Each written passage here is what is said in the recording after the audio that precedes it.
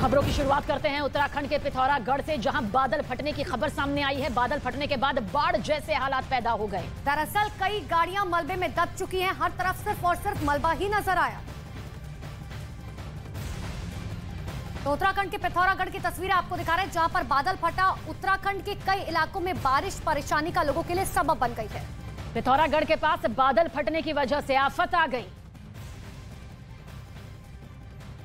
फिर आसमान से बरसते पानी ने लोगों को खौफ में भर दिया। सैलाब की शक्ल में बहते मटमैले पानी ने कई घरों को अपने आगोश में ले लिया। वहां से जो तस्वीर सामने आई वो हैरान करने वाली थी। सैलाब की वजह से एक इमारत ताश के पत्ते की तरह ढह गई। इस घटना का जो वीडियो सामने आया उसमें नदी के कटाव की वजह से मकान की दीवारें गिरती दिखी और फिर अगले ही पल पूरा का पूरा मकान ही नदी के उफान में समा गया। वहीं रिहायशी इलाकों के लिए भी बारिश मुसीबत लेकर आई। वहाँ कई गाड़ियां मलबे में समा गई। बादल फटने के बाद आए इनके छोटे बच्चे रहते हुए भी ये हर महीने 50,000 कमाती हैं। घर से ही कैंडल मेकिंग बिजनेस करती हैं। आपको भी सीखना है और करना है, फिर क्यों देरी? फ्रीडम ऐप को अभी डाउनलोड करें। सैलाब के मलबे ने पुल और सड़क को पूरी तरह तहस नहस कर दिया। साथ ही चारों तरफ मलबा जमा हो गया। क्या दुकान क्या मकान, हर जगह बस मलबा ही मलबा नजर आया। जिसके बाद वहां जमे पत्थरों को हटाने के लिए खुदाई करने वाली मशीन की मदद लेनी पड़ी, जिससे काफी देर तक मशक्कत करने के बाद मलबे को हटाया। तब जाकर लोगों का आना जाना मुमकिन हो पाया।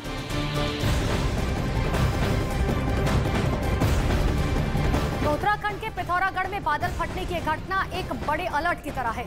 लेकिन जिस तरह से ये पूरा अलर्ट सामने आया है, सवाल ये है कि बादल आखिर फटता कैसे है। बादल कोई गुब्बारा तो है नहीं कि फट गया। असल में हम जिसे बादल कहते हैं वो भाप होती है जो पहाड़ों पर बर्फ के पिघलने से बनती है। वही भाप आसमान में बहुत ऊपर जाकर ठंडी होती है, जो ओस जैसी बूंदों में बदलने लगती है और जो ढेर सारी हल्की बूंदे आपस में जुड़कर एक बादल बन जाती हैं। अब बादल बनाने वाली ऐसी बूंदे हल्की हों तो हवा उनको ढकेल कर आगे उड़ा ले जाती है, और जब पानी वाली ढेर सारी बूंदे एक दूसरे से चिपक जाती है तो उनका वजन बढ़ जाता है और अपने बूंदों के बोझ की वजह से बादल नीचे आने लगते हैं। और साथ ही बादल बनाने वाली बूंदों का बोझ ज्यादा हो तो बूंदे धरती पर टपकने लगती है, और जिसे हम और आप आम भाषा में बारिश कहते हैं।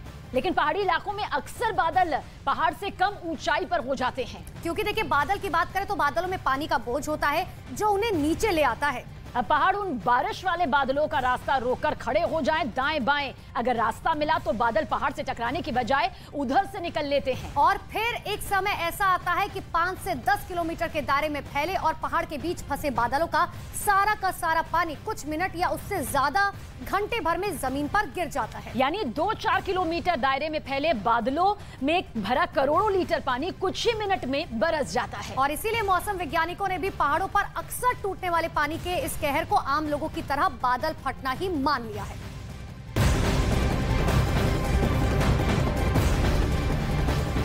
और एक बार फिर उत्तरकाशी में गंगोत्री हाईवे को बंद करना पड़ा है। देखिए, जो जानकारी है कि हाईवे पर मलबा आ जाने की वजह से इस हाईवे को बंद करना पड़ा, जिसकी वजह से गाड़ियों की दोनों तरफ लंबी लंबी कतारें भी नजर आई हैं। तो बड़ी जानकारी आपको दे रहे हैं, जहां पर पहाड़ दरकने से हाईवे को बंद करना पड़ा। दरअसल उत्तराखंड के कई हिस्सों में पहाड़ दरकने से लोगों की मुश्किलें बढ़ गई। उत्तरकाशी में तो पहाड़ दरकने की वजह से गंगोत्री हाईवे को ही बंद करना पड़ा।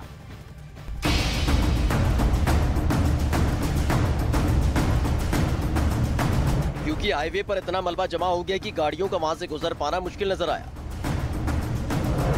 वहीं गंगोत्री हाईवे पर मलबा आने से ट्रैफिक रोकना पड़ा, जिसकी वजह से दोनों तरफ गाड़ियों की लंबी कतार लग गई। जिसके बाद जमीन खोदने वाली मशीन को लाया गया और हाईवे पर से मलबा हटाने का काम शुरू किया गया। लगातार पहाड़ दरकने की घटनाओं से अलर्ट प्रशासन हाईवे पर फंसे लोगों की हर मुमकिन मदद कर रहा है। लेकिन जगह जगह जमीन खिसकने से गंगोत्री हाईवे को खोलने में काफी दिक्कत आ रही।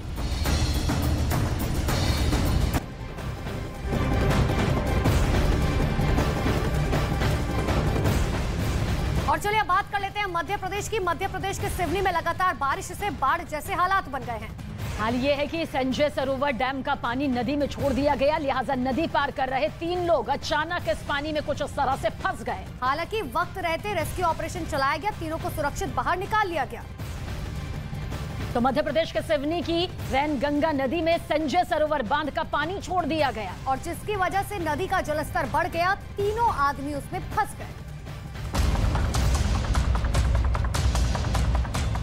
तीनों आदमी अपने मवेशियों को चराने के लिए गए थे। तभी वापस आते वक्त अचानक वैनगंगा नदी का जलस्तर बढ़ गया और तीनों आदमी पानी के बीच फंस गए, जिसके बाद गांव वालों ने जिला प्रशासन को इसकी सूचना दी। लोग एसडीएम साहब, एसडीओपी साहब और थाना प्रभारी वहाँ तैराक लेकर पहुँचे और उनको रेस्क्यू करके बाहर निकाला है। सूचना मिलते ही होमगार्ड और एनडीआरएफ की टीम को मौके पर रवाना किया गया और रेस्क्यू ऑपरेशन चलाकर तीनों को सुरक्षित बाहर निकाला गया। दरअसल लगातार बारिश की वजह से संजय सरोवर बांध में पानी बढ़ गया था। ऐसे में वैनगंगा नदी में इसका पानी छोड़ दिया गया और नदी का जल स्तर बढ़ने से लोग इसमें फंस गए।